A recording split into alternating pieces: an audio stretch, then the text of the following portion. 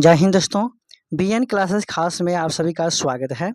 आज हम इस सेशन में बिहार का बजट से संबंधित बात करने वाले हैं।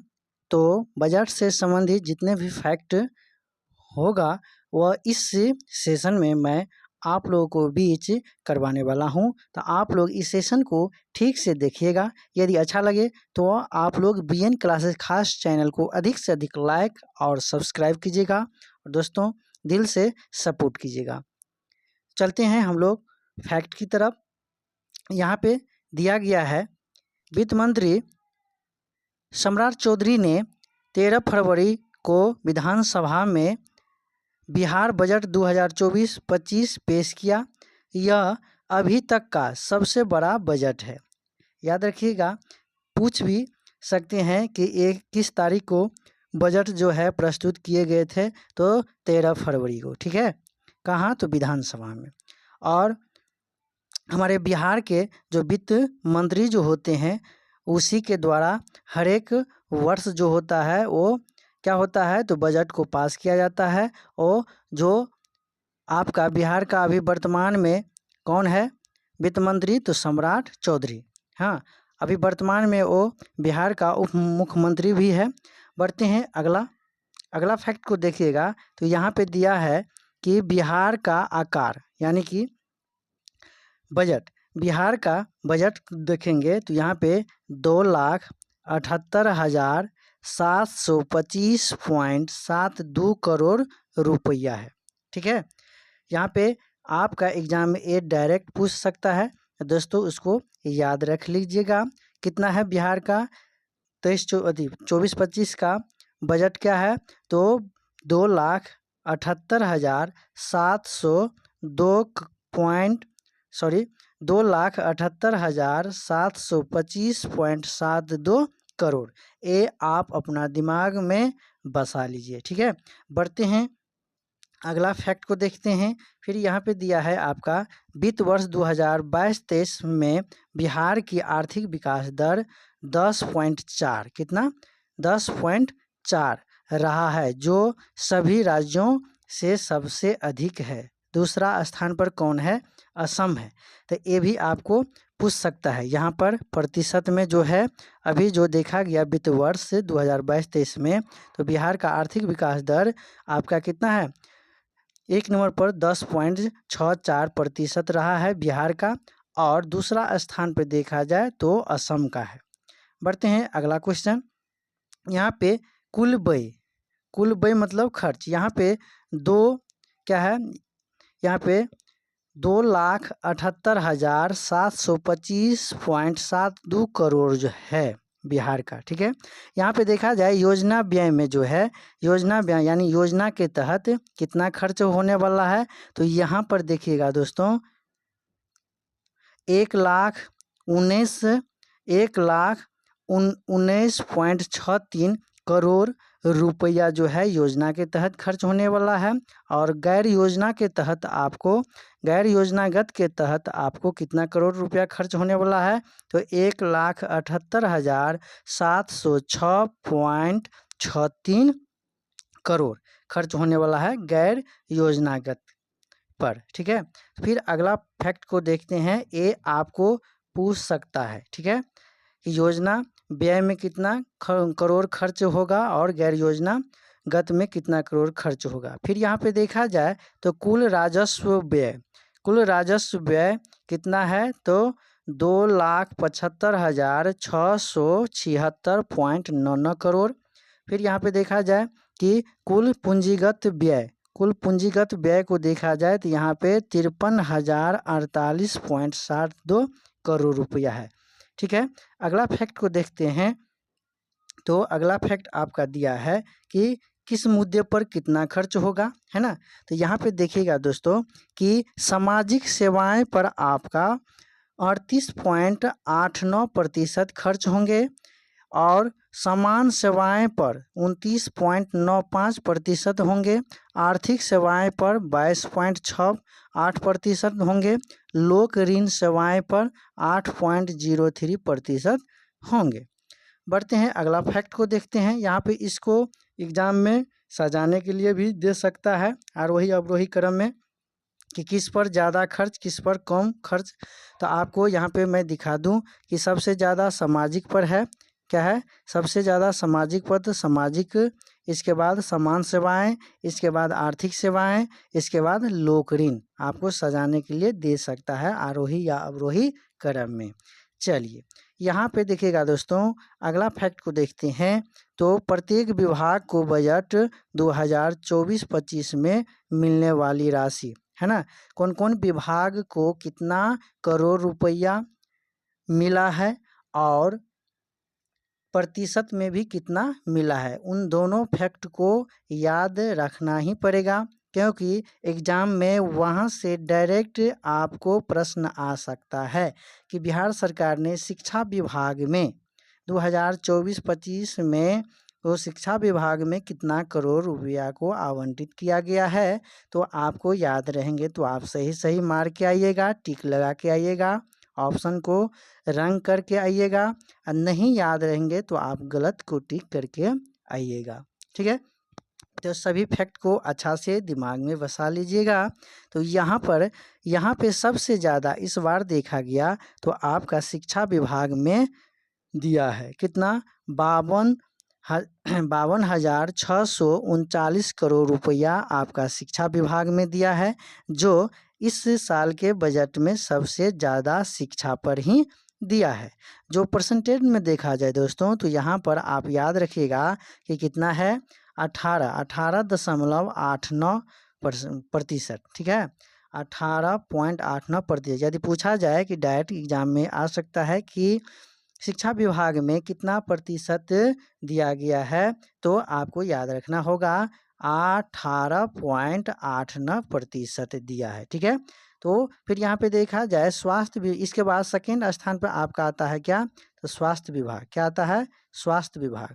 स्वास्थ्य विभाग में देखा जाए तो 14,932 करोड़, प्रतिशत में पूछा जाए तो आपका कितना दिया है, 5.36%, 5.36%। ठीक है, तो याद रखिएगा। इसके बाद दिया है आपका ग्रामीण विकास विभाग में देखा जाए तो 14,296 करोड़ रुपया दिया है, जो प्रतिशत में देखा जाए तो 5.3% दिया है। ठीक है, याद रखेंगे। इसके बाद ऊर्जा विभाग में आपको देखिएगा, ऊर्जा विभाग में आपका कितना दिया है, 11,422 करोड़ रुपया दिया है, 11,422 करोड़ ऊर्जा विभाग में दिया है। प्रतिशत में देखा जाए तो आपका कितना है, 4.10%। ठीक है, याद रखिएगा इन सभी फैक्ट को। और यहाँ पे अंतिम में दिया है नगर विकास और आवास विभाग में आपका कितना करोड़ रुपया दिया है, तो यहाँ पे 11,298 करोड़ रुपया दिया है। और यदि प्रतिशत में पूछा जाए तो आपका 4.05% में दिया है। तो इन सभी फैक्ट को दोस्तों अच्छा से दिमाग में बसा लीजिएगा। नहीं, जब इतना फैक्ट यदि दिमाग में बसे तो कम से कम आप फर्स्ट और सेकेंड को दिमाग में बसा लीजिएगा। ठीक है, बढ़ते हैं अगला फैक्ट को देखिएगा। तो यहाँ पे दिया है आपका कि शिक्षा विभाग इसको सजाने के लिए दे भी सकता है कि किस विभाग में ज़्यादा दिया है, किस विभाग में सबसे कम दिया है ना। तो इसको हम सजा दिए हैं, उसको थोड़ा याद कर लीजिएगा कि सबसे ज़्यादा शिक्षा विभाग में है, इसके बाद आपका स्वास्थ्य विभाग में है, इसके बाद ग्रामीण विकास में दिया है। ठीक है, इसके बाद ऊर्जा विभाग में दिया है, इसके बाद नगर विकास और आवास विभाग में दिया है। तो ये फैक्ट को आप याद रख लीजिएगा। ठीक है, बढ़ते हैं अब आगे का देखिएगा। तो आगे आपका दिया है कृषि से संबंधित।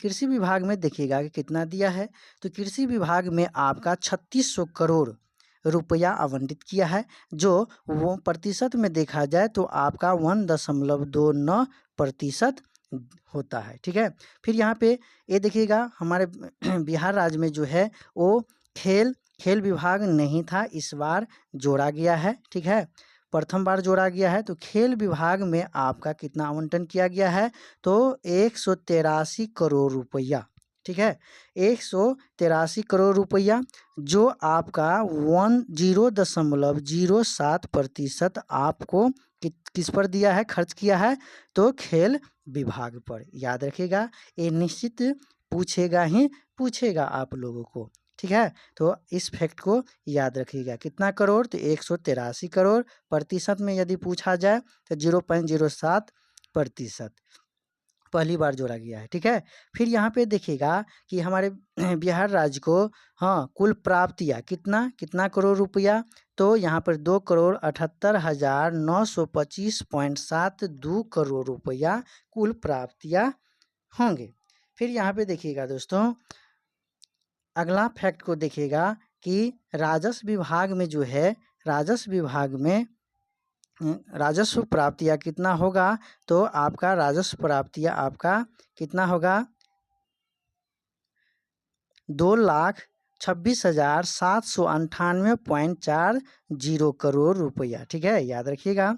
फिर केंद्र सरकार का प्राप्त राजस्व, केंद्र सरकार का प्राप्त यानी कि केंद्र सरकार के द्वारा अलग अलग सभी राज्यों को क्या होता है, राजस्व विभाग मिलता है। तो केंद्र बिहार को जो है केंद्र सरकार से कितना राजस्व मिलेगा, तो यहाँ पे देखिएगा 1,65,172 करोड़ रुपया मिलने वाला है, ठीक है।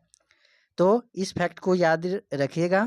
फिर अगला हम देखते हैं, अगला फैक्ट को देखिएगा दोस्तों, तो यहाँ पर आपका दिया है कि राज्य के अपने राजस्व कितना है, राज्य का अपना राजस्व, तो यहाँ पे 61,625.86 करोड़ रुपया, और पूंजीगत प्राप्तियाँ को देखा जाए तो यहाँ पे 52,127.32 करोड़ रुपया, ये भी है। अब यहाँ पे देखिएगा कि इनकम कहाँ से आएगा राज्य सरकार का, तो केंद्रीय करों में राज्य का अंश, यानी केंद्र सरकार को कर के द्वारा जो आता है पैसा, तो बिहार राज्य को कितना अंश मिलेगा, तो यहाँ पे देखिएगा दोस्तों 1,13,011.92 करोड़ रुपया, ठीक है। किससे, तो केंद्र के करों से, किसका, तो राज्य को मिलेगा, यानी कौन राज्य को, तो बिहार राज्य को। और यहाँ पे देखिएगा कि राज्य सरकार के कर जो है अपना कितना, तो 61,625.86 करोड़ रुपया, यानी राज्य सरकार से ज़्यादा केंद्र सरकार ही कर के मामला में देता है, ठीक है। यहाँ पे प्रतिशत में यदि देखा जाए तो क्या है, तो यहाँ पे 19.47% दिया है। फिर यहाँ पे देखिएगा तो केंद्र सरकार जो है, केंद्र सरकार से सहायता अनुदान कितना, तो 52,160 करोड़ रुपया मिलता है। फिर यहाँ पे देखिएगा कितना, तो यहाँ पे 18.70% मिला है। फिर यहाँ पे देखिएगा कि लोक ऋण में देखिएगा तो यहाँ पे 18.53% है। राजस्व का कर यहाँ पे क्या दिया है कि राज्य का कर भिन्न राजस्व आपका कितना है, तो 2.63% है। ऋणों की असूली से कितना है, तो 0.16% है। फिर यहाँ पे देखा जाए तो आगे देखा जाए तो राजकोषीय क्या है, राजकोषीय घाटा बराबर क्या होता है, तो कुल व्यय माइनस कुल प्राप्तियाँ, उधार को छोड़कर ये होता है राजकोषीय घाटा बराबर कुल व्यय माइनस कुल प्राप्तियाँ। फिर यहाँ पे देखा जाए तो क्या है, राजकोषीय घाटा का अनुमान कितना है, तो यहाँ पे 29,095.42 करोड़ रुपया। यहाँ पे देखा जाए तो GSDP का 2.98% है, इसको थोड़ा याद रख लीजिएगा, बहुत इम्पोर्टेंट है। तो GSDP का कितना है, 2.98%, कितना है, 2.98%, इसको याद रखिएगा दोस्तों। फिर इसके बाद वो डायरेक्ट पूछ सकता है। फिर यहाँ पे देखिएगा, यहाँ पे आपका राजस्व बचत कितना है, तो यहाँ पे एक कितना है, यहाँ पे 1124.41 करोड़ रुपया, ठीक है। प्रतिशत में देखा जाए तो 1.11% है, 11% है। फिर यहाँ पे आधार वर्ष 2011-12 के अस्थिर मूल्य पर वित्त वर्ष 2022-23 में GSDP में कितना प्रतिशत बढ़ा है, तो यहाँ पे 10.64%, ठीक है। यहाँ पे भारत का GDP में वित्त वर्ष 2022-23 में 7.24% की वृद्धि हुई है, देखा गया।